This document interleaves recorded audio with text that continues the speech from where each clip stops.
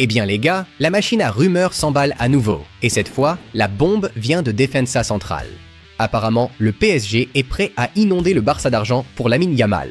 Voilà la situation. Les Parisiens poursuivent notre prodige depuis un moment déjà, et il semble qu'ils aient décidé de tout miser en battant le record du monde de transfert. Vous vous souvenez du transfert de Neymar du Barça au PSG pour 222 millions? Eh bien, le PSG serait prêt à payer 230 millions d'euros pour Yamal. Mais il y a un petit problème. Le Barça n'a absolument aucune intention de vendre. Le club peut facilement rappeler à Nasser Al-Khelaifi et à son équipe que la clause libératoire de Yamal est d'1 milliard d'euros. Et plus important encore, Yamal lui-même ne veut aller nulle part. Il a récemment signé un contrat jusqu'en 2031 et a été clair, « Mon avenir est à Barcelone. Merci, hey ». Donc, les amis, on peut tous se détendre parce qu'ils peuvent offrir tout l'argent qu'ils veulent, le cœur de Yamal appartient au Barça. Ah oui, salut. D'accord. Et voici quelques commentaires des supporters du Barça à propos de cette nouvelle. Ils peuvent acheter la chaussure de Yamal avec les 230 millions d'euros. Ou celui-ci. Annuler la trêve internationale parce que c'est quoi ces rumeurs? Ils peuvent l'acheter sur FIFA. Clause libératoire d'1 milliard. Offre de 500 millions et le Barça pourrait commencer à réfléchir. 700, il sera vendu. Alors, les amis, c'est reparti. Encore une occasion pour une histoire qui fait le buzz en ligne. Manchester United aurait soumis une offre officielle pour Rafinha, selon les médias espagnols. Pas vraiment les plus fiables, soyons honnêtes. Les Red Devils sont prêts à offrir entre 120 et 150 millions d'euros pour l'ailier du Barça. Cela fait plus de 100 millions de livres sterling. C'est une somme absolument folle. Pourquoi? United est encore en pleine reconstruction de son effectif après avoir vendu Rashford, Garnacho, Højlund, Anthony et Sancho. Sous Ruben Amorim, le club essaie d'entamer une nouvelle ère et, selon les rapports, Rafinha fait partie des principales cibles.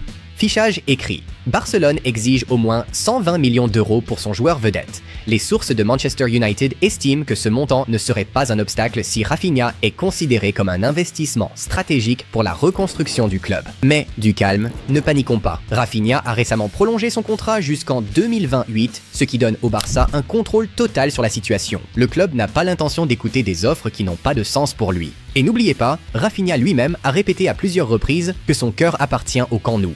Alors oui, laissons United jouer avec leurs millions. L'ailier du Barça ne va nulle part. Souvenez-vous de ce nom, les amis. Ata Ayoung, l'attaquant camerounais de 21 ans, est devenu l'une des plus grandes révélations de la Liga cette saison. Et oui, le Barça le surveillait déjà l'été dernier.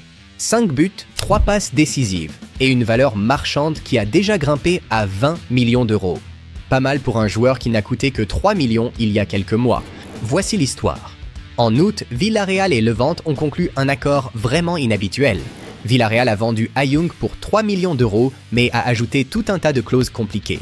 Désormais, sa clause libératoire est de 30 millions, et les deux clubs se préparent déjà à encaisser l'été prochain. Barça était en fait dans la course il y a quelques mois, mais à l'époque, on leur demandait 10 millions, et ils n'avaient tout simplement pas la flexibilité financière pour bouger. Le club voyait Ayoung comme une pépite cachée, un ailier offensif à bas coût avec un vrai potentiel. Selon Cadet Nasser, Villarreal a été malin. Ils ont ajouté toutes sortes de clauses de revente. En gros, plus le prochain montant du transfert d'Ayoung sera élevé, plus Levante gagnera d'argent.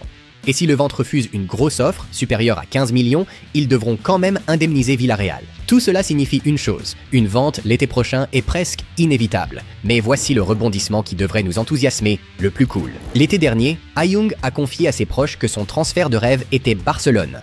Pour l'instant, il est concentré sur la fin de saison avec Levante, il continue de briller et de faire ses preuves en Liga, mais l'été prochain, la course sera lancée. Barça sait que cela pourrait être leur moment, car si la Premier League s'en mêle, son prix pourrait s'envoler et devenir inatteignable. Grosse nouvelle, le plus cool. Selon le spécialiste des transferts, Ekrem Konour, Barcelone a fait de Lautaro Martinez sa priorité numéro 1 pour l'été prochain. Ce transfert s'inscrit parfaitement dans le plan à long terme de Deco pour l'effectif, en renforçant 3 secteurs clés, un défenseur central gaucher, un latéral physiquement dominant et un attaquant de classe mondiale. Et c'est sur ce troisième point que Lautaro entre en jeu. Avec Robert Lewandowski qui devrait soit partir, soit occuper un rôle plus secondaire après 4 saisons au club, le poste d'attaquant est devenu la priorité numéro 1 du Barça. Deco penserait que Lautaro est l'option d'élite la plus réaliste, même devant des noms comme Harry Kane, Erling Haaland ou Julian Alvarez. Lautaro correspond parfaitement à l'identité du Barça, un leader, un combattant, un buteur confirmé qui pourrait devenir le visage du nouveau projet dans une année électorale. Mais comme toujours, il y a un défi, argent. Un déménagement d'une telle envergure nécessiterait une vente importante pour le financer, ce qui signifie que l'été de Deco sera une marche sur une corde raide entre ambition et réalité financière. En même temps, le Barça travaille sur des renforts défensifs avec Nico Schlotterbeck et Gonzalo Yanez visés comme défenseurs centraux gauchers. De plus, des plans sont en place pour recruter un latéral puissant et polyvalent pour renforcer les côtés. À partir de janvier, le club devrait intensifier le recrutement et les discussions, Lautaro restant en tête de liste de Deco alors que le Barça vise à constituer une équipe capable de se battre pour la Ligue des Champions. Et le Barça prévoit un autre transfert sensationnel, lequel, vous le découvrirez dans notre application live de Barcelone. Je laisserai le lien dans le commentaire épinglé. Vous êtes les bienvenus. Et à un autre. Le Barça est à la recherche du nouveau prodige, le Mexicain Pedri. Selon certaines informations, Barcelone aurait déjà pris contact avec l'entourage de Gilberto Mora, le milieu de terrain de 16 ans, originaire de Tijuana, qui fait fureur dans le monde du football junior.